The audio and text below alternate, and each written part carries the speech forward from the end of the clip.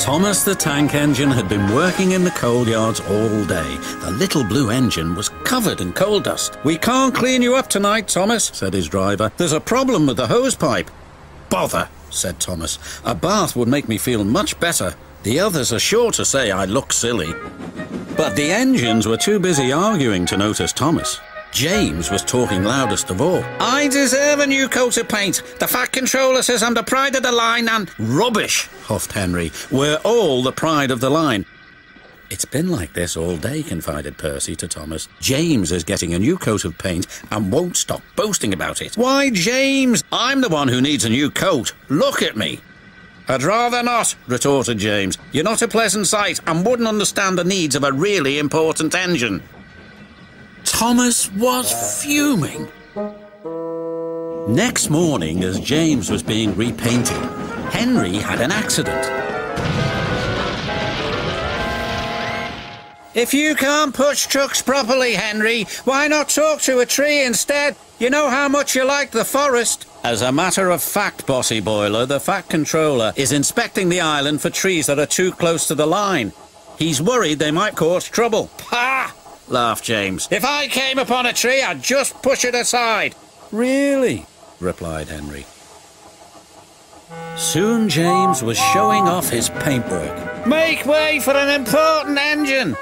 "You wouldn't feel important if one of these trees crashed on you. You'd feel hurt," reproached Percy. "Rubbish! It wouldn't dare."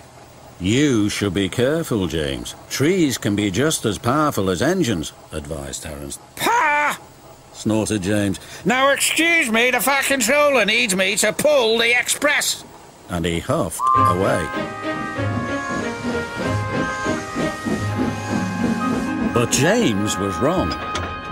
"You must go to the yards and collect an important goods train, James. It's heavy, so be careful," said the Fat Controller. "But sir, I've just been repainted. Can't Thomas or Percy do it? They're dirty and like working with trucks." Really useful engines don't argue.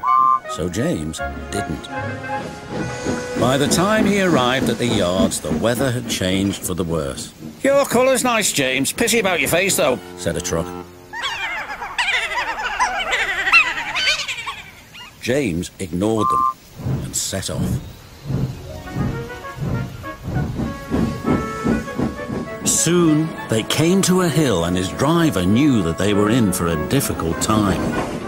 An old tree close to the track was being blown by the strong winds and rain had weakened the slope. All of a sudden the tree moved.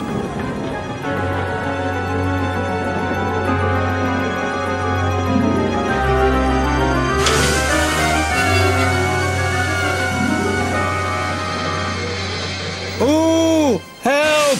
cried James. "Go away!" But of course the tree couldn't. James tried to reverse away from the tree, but his train was too heavy. Then he heard a whistle. "It's Thomas," called his driver. James felt embarrassed and worried that Thomas would laugh at him, but Thomas didn't. He knew that this was no time for teasing. "Beep, beep, I'm ready," whistled Thomas. "So am I," James replied. "As ready as I'll ever be."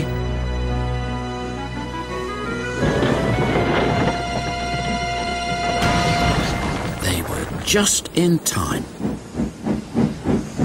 Later, James spoke to Thomas. "Percy and Terence were right to warn me," he said. "Thank you for rescuing me, Thomas." "Oh, that's all right. We engines must pull together, whatever the weather." Just then, Edward bustled in. "The Fat Controller thinks you're both brave engines. Thomas, you're going to have a new coat of paint, and James, the Fat Controller says that tomorrow you'll pull the Special Express." Everyone was very happy.